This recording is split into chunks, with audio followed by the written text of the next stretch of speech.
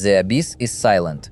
Not the soft silence of a library, but a crushing physical absence of sound that presses against the steel walls.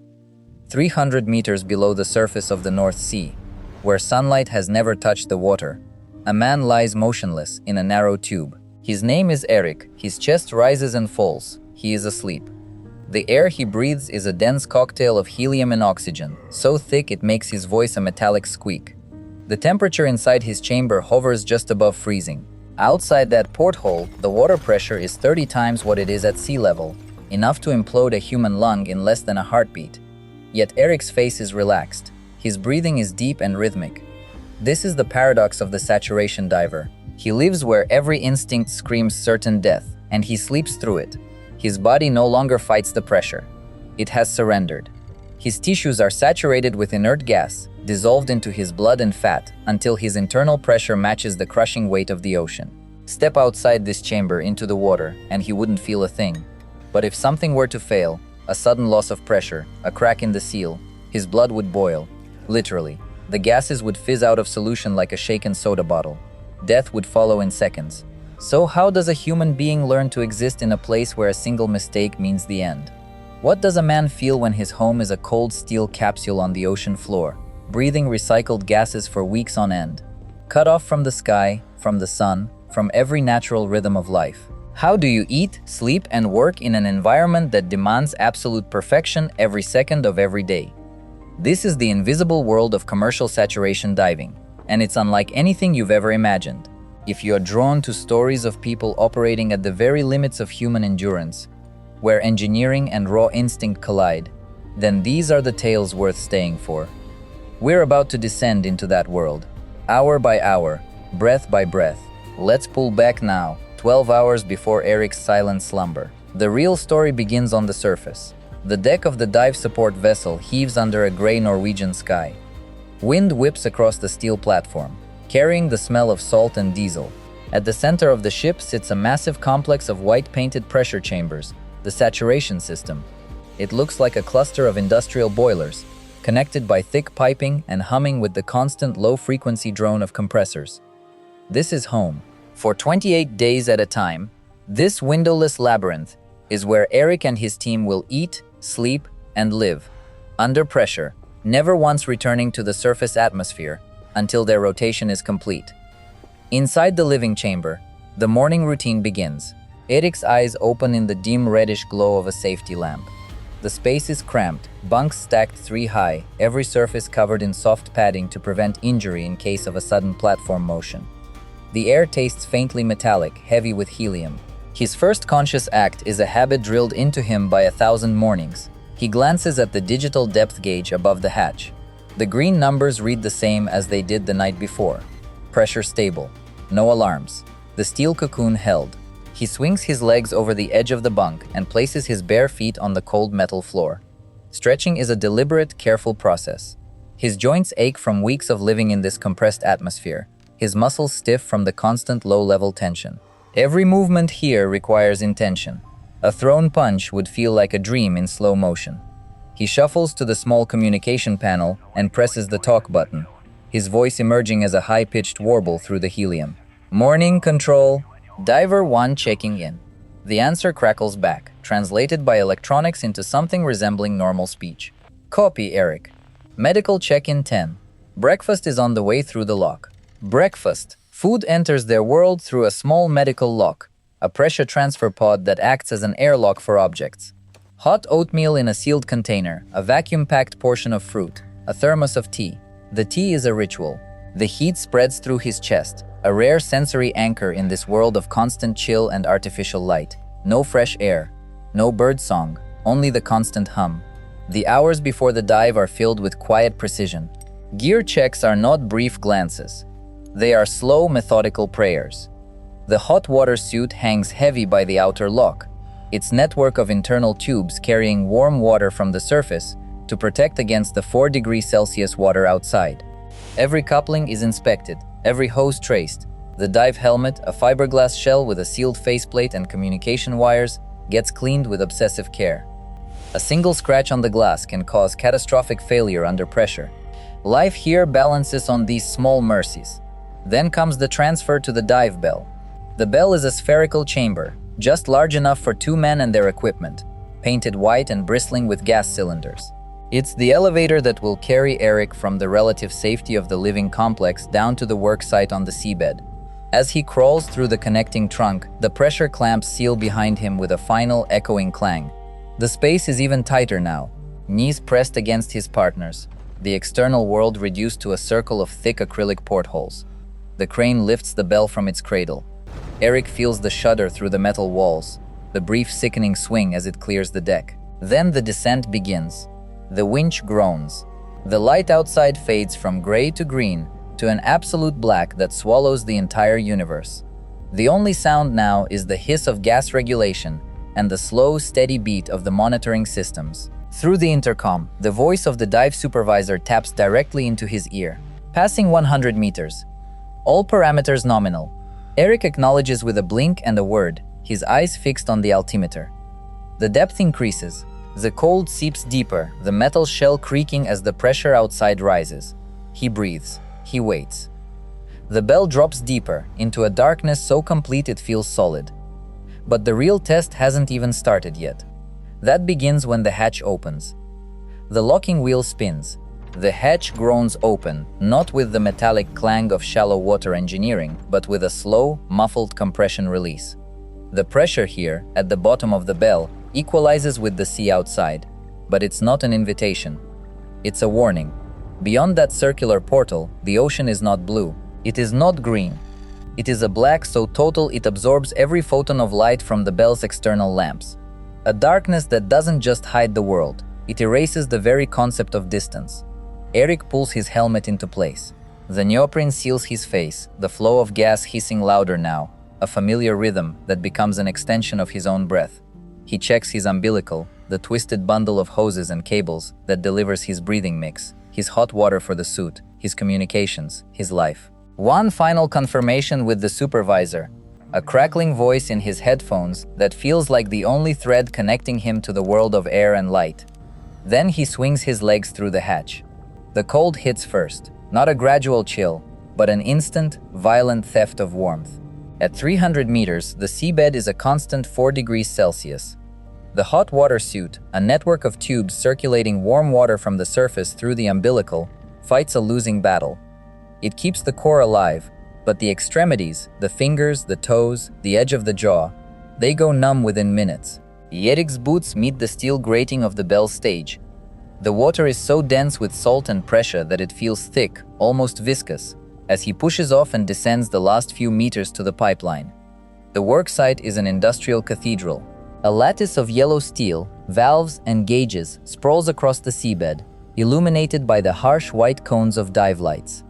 The visibility is maybe 8 meters. Beyond that, only the abyss.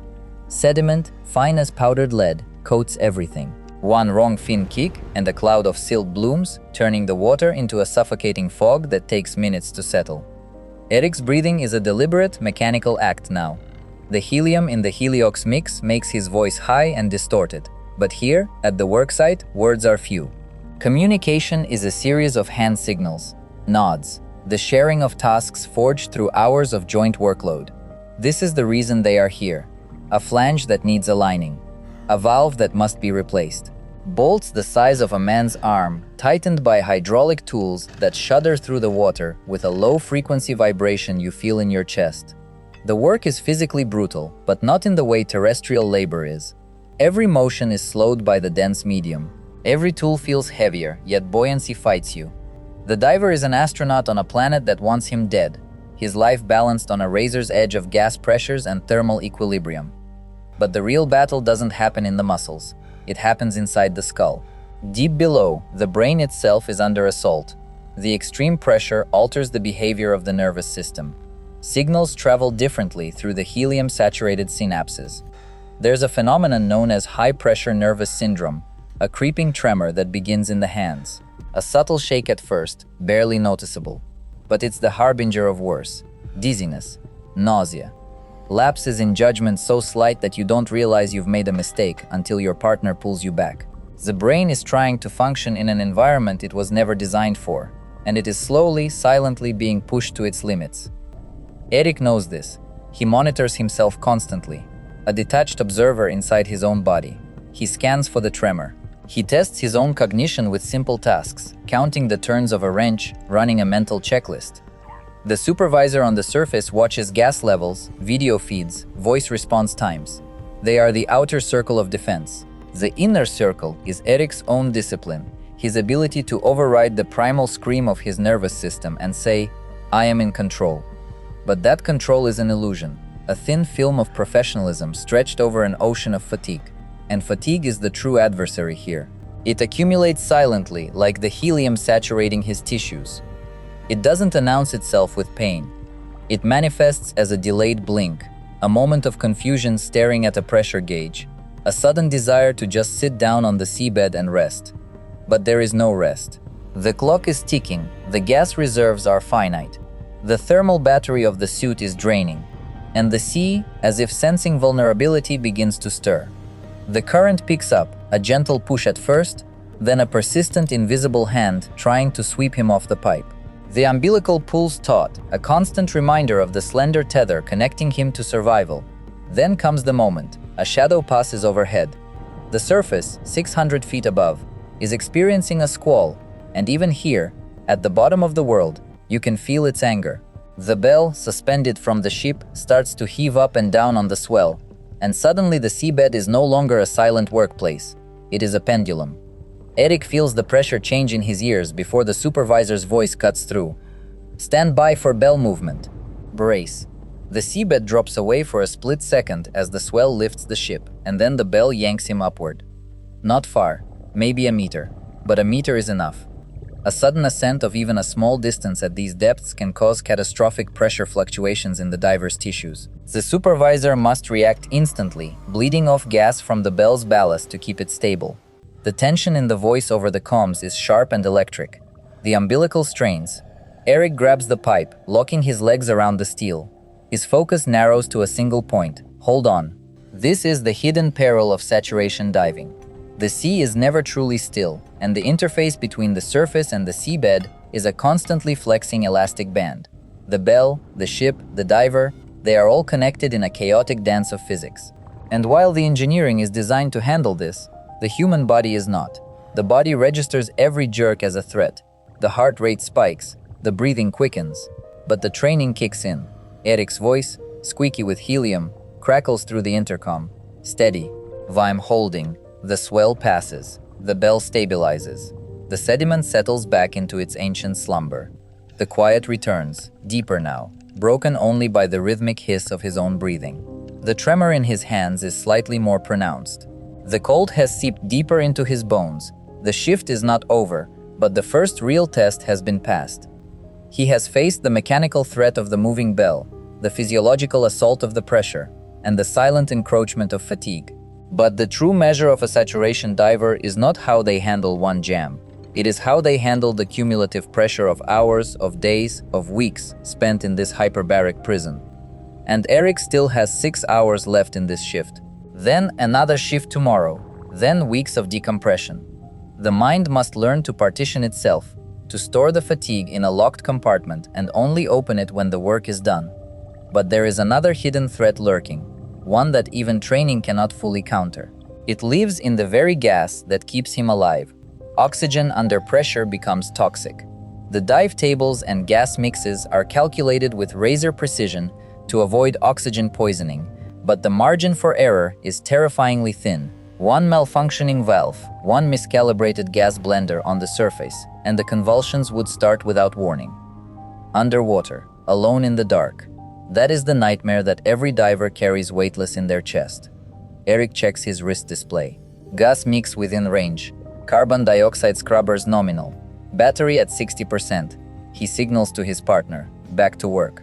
The wet metal glints in the lamplight. Somewhere in the blackness, a deep-sea fish, bizarre and blind, drifts past, unimpressed by the intrusion.